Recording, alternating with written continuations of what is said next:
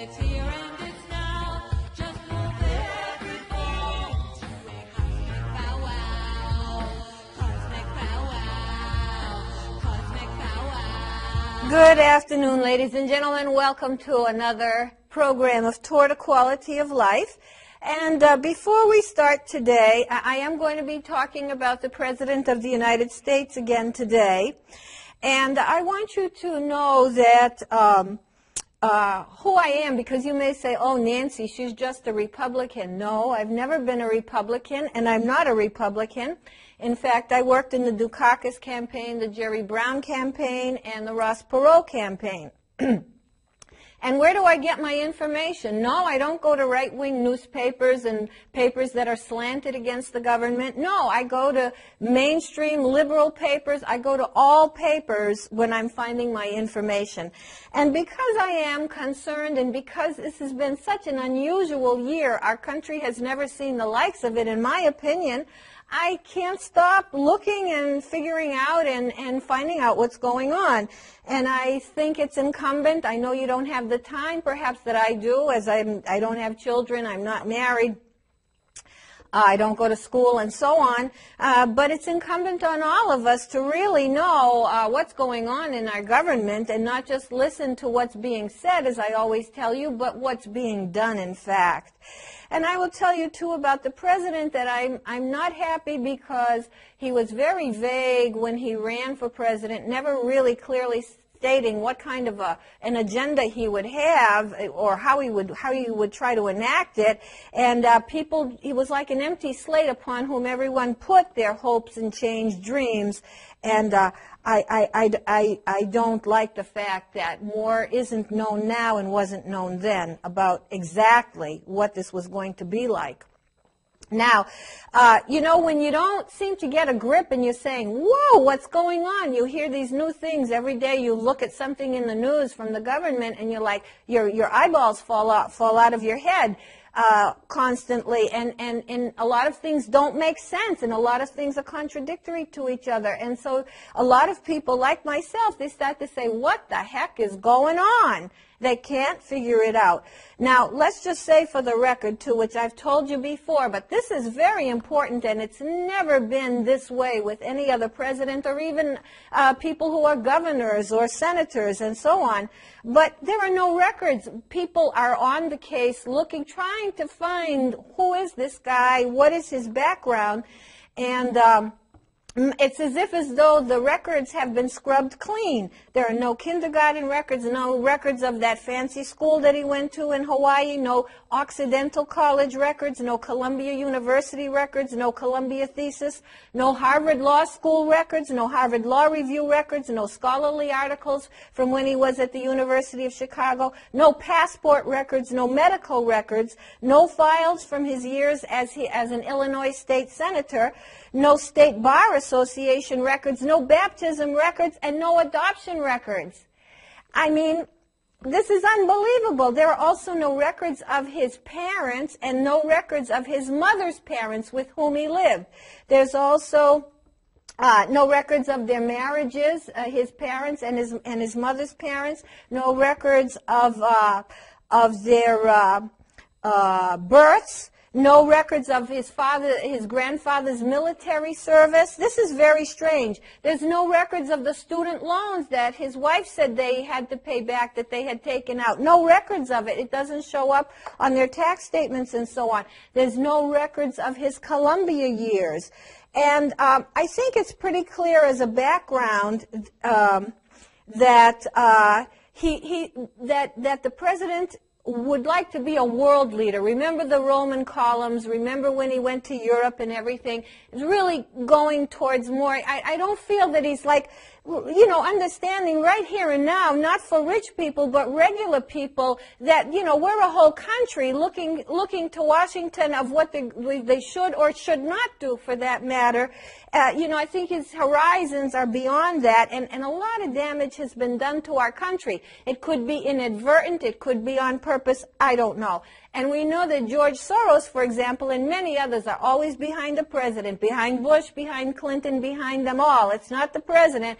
It's not the face you see. There's many things behind a president. that have a lot to do with whether we go to war, whether we have a particular kind of policy in place, and so on. And these are not necessarily the people that we know about. But one of the big backers of the current president is George Soros, and you should be going and finding all these things out. You can look up everything to see if what I tell you is accurate. These can all be found out. Anyway, Soros is a person who has explicitly said that the United States has got to be removed as the leader from the world scene. The United States has got to come down. And remember when all the countries were so pinning their hopes on Mr. Obama? Well, one of the main reasons was because his philosophy was in line with a lot of people thinking that the United States should give up its wealth, give up its technology, and kind of come down so that other countries can come up. And I don't think the United States has to go down in order for other countries to come up. Now, let's go to the main gist of it. What I'm going to try to show here is the curious pattern of the damage that's been done, the worsening that's happening to us. And the worsening is not happening to rich people, it's happening to everyday people and to poor people. When, of course, Mr. Obama came in, we were on our knees financially. And we had a terrible economy and the bank problems, and we had the two wars. And I said at the time and in some lectures ago that, if he had this socialist communist agenda, it might have been fortuitous for him to see us in this position because, it would even be easier perhaps in such a mishmash of problems to work a new agenda. But here we are, and we're like this, and it's so hard to believe that anybody who comes in as a president or governor, they see these two major problems, the economy and the war. You have to face them head on. I mean, this is what you don't complain of what you inherited because your agenda can't be pushed through now. You deal with what you have in front of you, and those were pressing. And I can't get over ever that these were ignored, and these big costly programs when we were already getting squeezed and spending so much money under these circumstances, I can't get over it, on things that had nothing to do with what we needed right now in this past year immediately. And those were, of course, this cap and trade. And please don't ever believe cap and trade. There's an ad running in Massachusetts now telling Scott Brown to vote for these energy bills. Oh, we are going to pay so much more under cap and trade. Yes, our environment is messed up. Cap and trade is not the answer to that. And then there was this health care and all this other stuff, just throwing it right in, ignoring the stuff that really had to be paid attention to. And you realize, too, that it took Mr. Obama 3 months to even talk to the general about the war, and then it took him another 3 months to make up his mind. You remember all those things. Now, health care is important, and everybody needs health care. But why did he have to throw that onto the culture as a massive thing, and why couldn't he just try to take care of the uninsured, for example? And then the big stimulus bill that wasn't structurally oriented so that a lot of the money is just squandered. The latest example, and there are so many, and you can go find them out, is that a school in Florida was giving away $350,000 worth of iPods to parents who would answer a survey questionnaire. Imagine that. This came out just this week, and the public outrage, and now they've pulled back that idea. But the crazy kind of spending. And not all of that big stimulus bill has been spent. He only spent some of it, and now he's waiting to get close to November to spend the rest to show, like, look how good we've got this money going into. Where's the money? Why do that kind of thing when the country needs it? And it's the wrong stimulus bill anyway. Then there was the earmark bill. Then there was the money given to the World Bank. And there were so many other costly things as the banks were robbing us blind. This is where it gets so crazy. You can't understand how this is all happening at once. Remember I told you that in 2007, Mr. Obama, when he was an unknown, met with the Goldman Sachs biggest bankers of this country and in a way of the top tier of the world, and they gave him $700,000 to start his campaign. So what those connections are is very interesting. Not that this doesn't happen with others, but I want you to see see the more real thing of our country, what's going on with our country. And in the day after his election, he had some people that were more supposedly towards the common man and their ideas, economists and so on. Those were pushed to the side. And instead, he hired for his administration to manage the Treasury and to manage things financial and all about the money. He hired all the people involved with the Rubin crowd. This would include Timothy Geithner. And these were the people that made the rules that allowed the banks to do the kind of gambling they were doing and make the kind of securities that cost them so much trouble. And these were the ones that went and said, we want money and we want it now and we want no strings attached. And all these people got into position, and that's right soon after that, after he did that, that's when he gave Citigroup, of which Robert Rubin, and I can't get into who these people are, but you can find out, all of them come through Goldman Sachs, as did the Treasury Secretary of Bush, as did the Treasury Secretary of Clinton.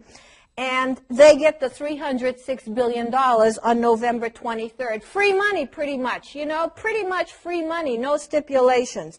AIG gets $182 billion along the way, some starting earlier than that time, of course. And $70 billion of that went through a back door to banks that no one even knew it was going to go to, and that's being investigated, but you don't hear that on the evening news, or if you do, there's so much to know about it, you can't know about it in a soundbite. And so our interest costs are rising with all this money that has been gone out of our Treasury. We're broke. We weren't broke at the beginning of the year. We weren't broke January 2009. But now we are broke, and we're digging a hole deeper and deeper, not for the rich people. We're digging a hole for the middle class and the poorer class and anything in between. That's who pays the bills, and that's who is going to be suffering, and how are we going to pay for Social Security? How are we going to pay for unemployment? How are we going to pay for food stamps? How are we going to pay? Where's this money coming from? Where's this money coming from? So people say, what the heck is going on? They see all these cross currents that don't make sense. And then, you know already about Mr. Obama's lifelong I won't even go into those because I see our time is going fast here. I'm watching my watch. This is a short show. But I will say this, to get to to try to make as many points as possible, that the way that Mr. Obama proceeds kind of really is, whereas Bush was my way or the highway, and he was, Mr. Obama is similar. He's got this singular point of view no matter what else goes on. Sometimes when the outrage gets too much or too many elections for the Democrats are lost, he reverses, but he doesn't really, like fiscal discipline. He's like, he's going to do something about that, but first he's going to spend more money. So, and all the while, these programs that he's about, like the cap and trade that he's so wants, don't think corporations aren't intimately lined up. That's who's pushing for it. Goldman Sachs will run the exchange for how to trade these carbon credits, and GE, which is totally with him, 10,000%, will have the windmills and the smart grids and everything like that. These things are all interlocked with corporate enterprises. Now, 1/3 of the economy is government-owned with all this crud, for lack of a better term, that's gone on. And if we had the health care thing passed the way it was supposed to, it'd be half the economy. And the government has been adding about 10,000 jobs a month. Some is for the census, but way more than that jobs. 33,000 jobs were added in January. The pay has been put up a tiny bit. This is all the while when we're in this terrible problem, and after a while there's not going to be money for the needs that are supposed to be given to the people that expect them as time goes on. We now own the insurance company of AIG. We own banks. We own the auto company.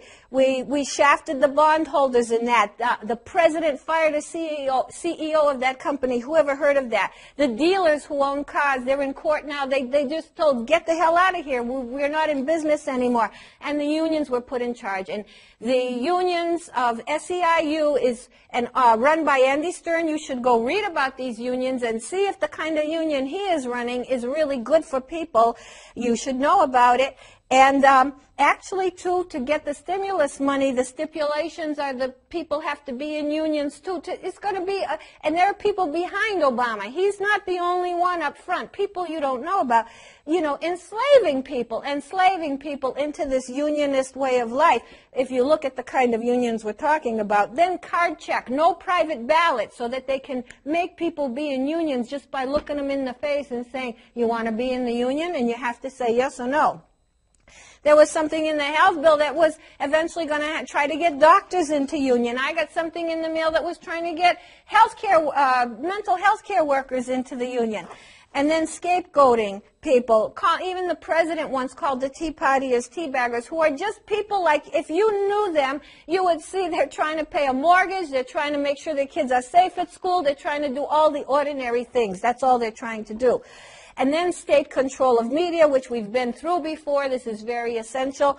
Boy, it certainly got MSNBC, although even they are getting a little critical these days. Things are not too happy going on in Washington. Then the president says the other day he doesn't want the states to use the National Guard. He wants to federalize them. Say what? Say what? And now how about AmeriCorps? AmeriCorps, did you ever hear of that? It was passed, I believe, in April, and let's see some of the things the bill had in it, that all individuals in the United States would be in this service that had practices of civilian and military combined in this country.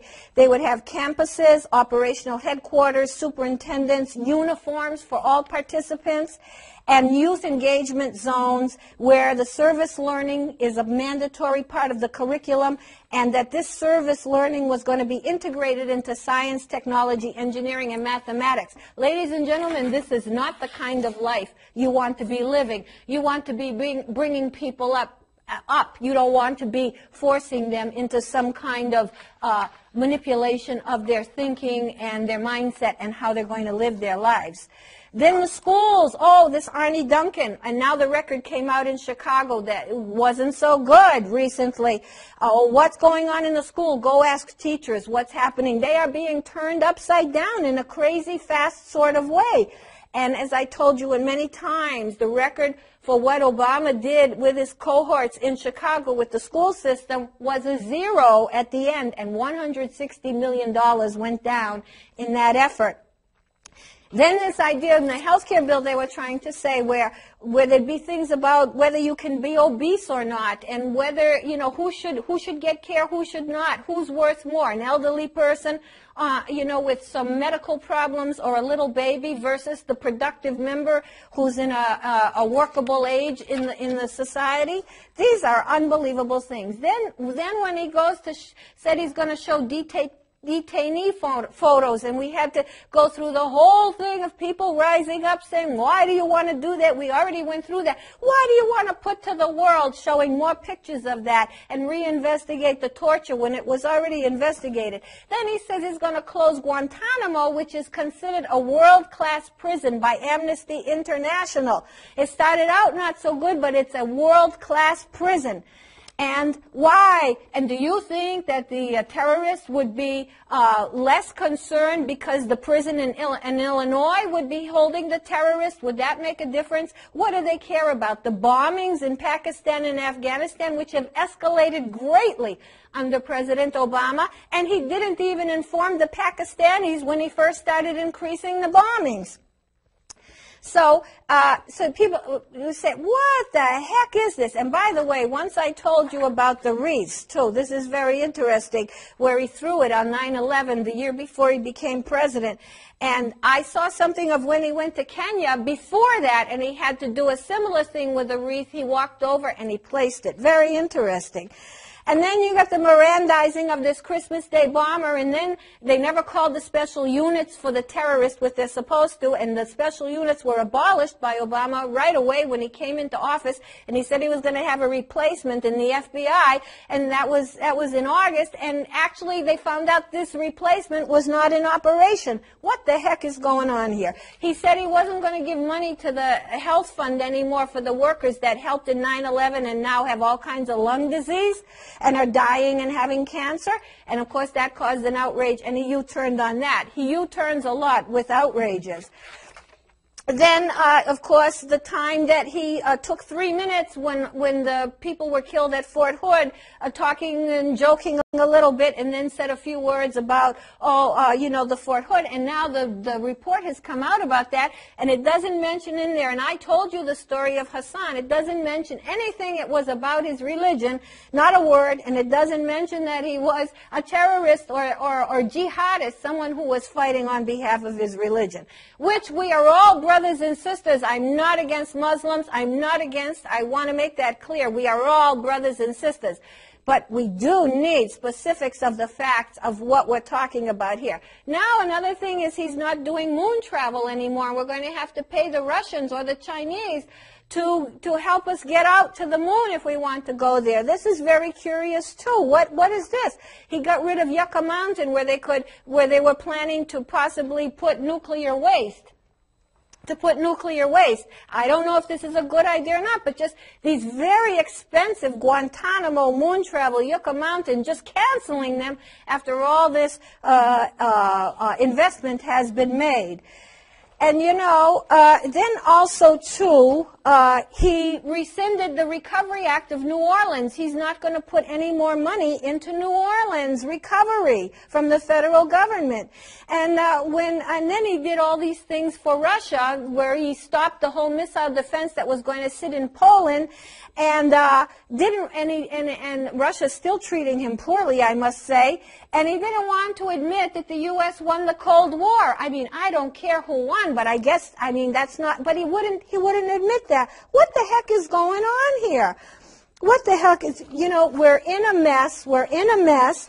And we've got to wake up. We've got to wake up. We can't go by pretty words. And like I'm telling you, these things are affecting you and me very personally. And the chickens, so to speak, are coming home to roost. And guess what? Now they're talking about taxes are going to be hitting people making less than $250K, of course. And, the one thing that's sort of helping us right now is that all countries around the world are in trouble. And, of course, the main people that we look to as competitors and colleagues are Europe and some of the Asian countries. They're facing their own set of problems, so that's kind of mitigating, how much we stand out with ours. But nonetheless, the bill is coming due. And we have to understand what is going on here. Number one, first things first, with the problems that really matter. Secondly, be very careful how you're using whatever dollars you have to use. You can't just go and let the banks rob our treasury as they have, and now it's gone, now we are broke, and you can't just go and say, name any amount of money. Let me just throw it. Give me some more money, more money, more money. Like I said, where are the payments going to be for what's coming down the road, for everybody's health care, everybody's Social Security, everybody's welfare, everybody's food stamps, who does need it? Where is this going to come from? Let's see. I think we're almost coming to an end here. This goes by very fast. We're on a new shortened time with our shows. Oh, let's look at something else. When I talk about excess and waste, the Clunkers program, it worked out that it cost $24,000 to the government for every car that got the deal of the Clunkers program. And I would say, too, about Obama, yes, we have 1 minute, too, that it's a lot of drama, what we've been through. Not only are we way worse off, not only has this been hard to understand and kind of crazy in a way, but it's a lot of Obama drama. And I do believe he's on TV, like I said, all the time, always talking, always promoting, never deeply going into what he's talking about. This doesn't seem to be working well for the needs of everyday people. Are we at the end now? We are at the end. So thank you very much, and thank you for watching, and I'll see you again soon. God bless you. God bless America.